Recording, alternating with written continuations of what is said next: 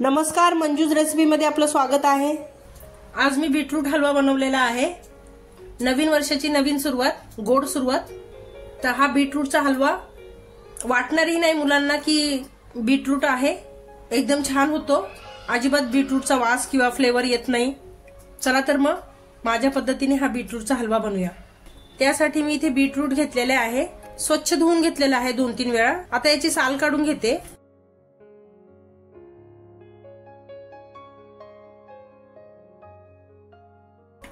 असं व्यवस्थित दोन्ही साइडने कापून याची साल काढून मी ठेवते साइडला।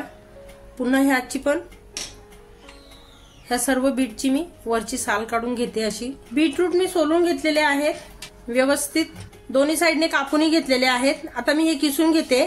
आपल्याला जास्त मोठे नको आहेत म्हणून मी ही बाजू वापरणार नाही, ही मीडियम आहे ही वापरते।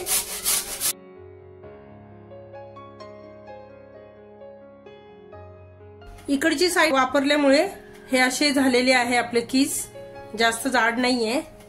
तर आता आपण सर्व बीटरूट किसून घेऊया।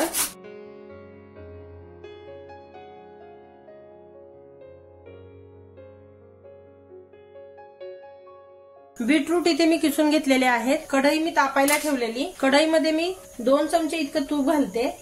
आता ह्या तुपावर हे किसून घेतलेलं बीटरूट घालते।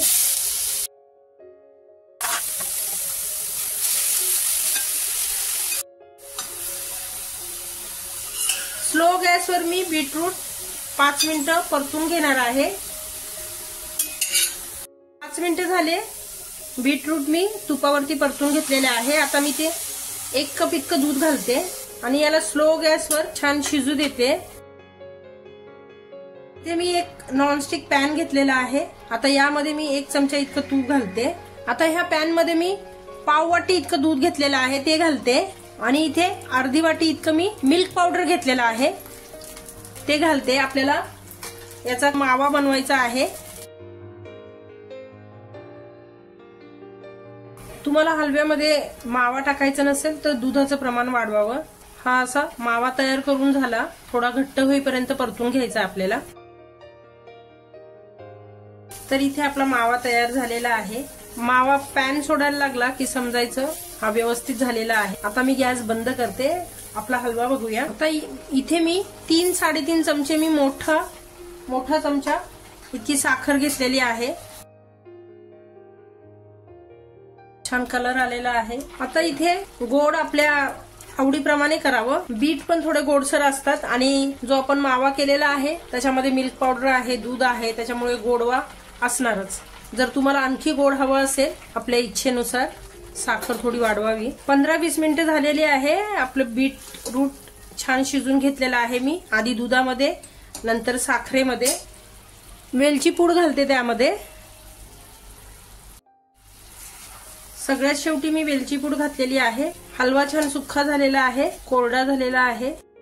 हा मावा मी असा हाताने कुस्करून घेतलेला आहे। आता हा घालते मी हलव्यामध्ये। मावा छान मिक्स करून घेते। थोडेसे बदामाचे काप आहे ते घालूया डेकोरेशन साठी। तर इथे माझा बीटरूटचा हलवा तयार झालेला आहे। रेसिपी आवडली असेल तर लाईक करा, शेअर करा, सबस्क्राईब करा आणि नक्की हा बीटरूटचा हलवा बनवून बघा। रेसिपी बघितल्याबद्दल धन्यवाद।